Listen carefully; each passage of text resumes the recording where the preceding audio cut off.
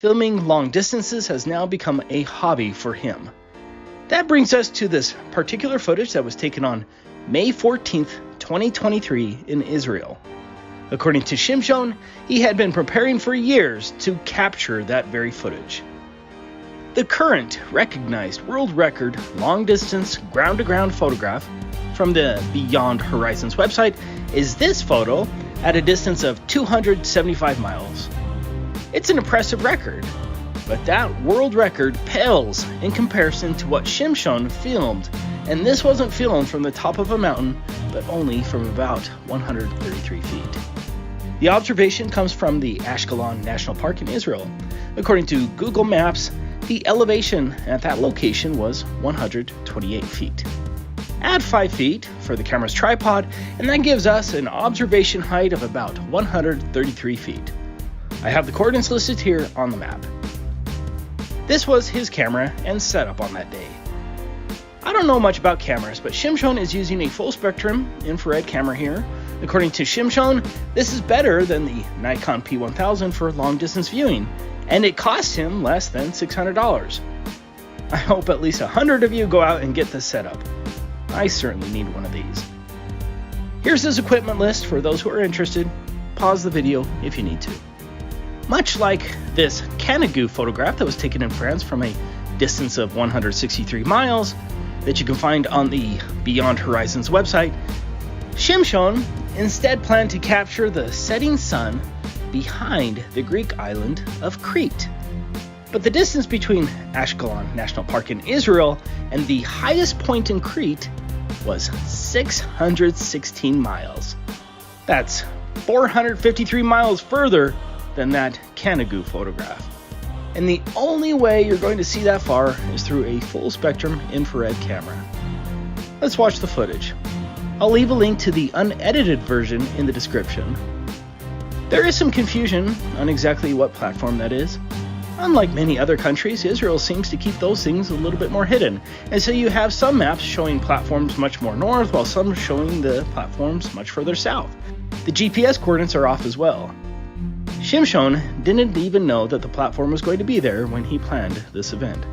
Although interesting, the platform and location doesn't affect the observation because we're relying on where the setting sun is and the angle to it. As you can see from this rough diagram, SunCalc placed the sun in direct line with Crete, but it gets better. So, how can we confidently say that Shimshon actually filmed Crete 616 miles away, and those aren't some distant clouds? First, keep in mind that the whole event was carefully planned and executed, including a specific date and vantage point. This wasn't an accidental viewing. He used a high-zoom, full-spectrum camera to capture what very few people would be able to do, to capture the silhouette of Crete in front of the setting sun. Second, the silhouette in front of the sun certainly looks like pointing mountains in the distance, much like Canigou, which further supports Shimshon's claim. What are the odds that at the exact time of his planned observation, clouds just happen to form at the same angle with the setting sun that appeared to look exactly like mountains? Possible, but not probable. But more importantly, the silhouette of the mountains in the actual video closely matches the same results from Google Earth. Here we have our pathway from the camera's location to the highest point of Crete. According to Google Earth on May 14th, 2023, this is what the sunset should have looked like on the same pathway. Keep in mind that Google Earth adds a phony curvature drop, which distorts the view of the mountains. Regardless, compare Google Earth sunset with the actual video. I have them here on top of each other. The silhouette of the mountains in Shimshon's video appears very similar to what Crete should have looked like from that angle, and the sunset angles match as well. Those two facts strongly support the claim that Shimshon did indeed film Crete. Let's get to the coup de grace of the globe.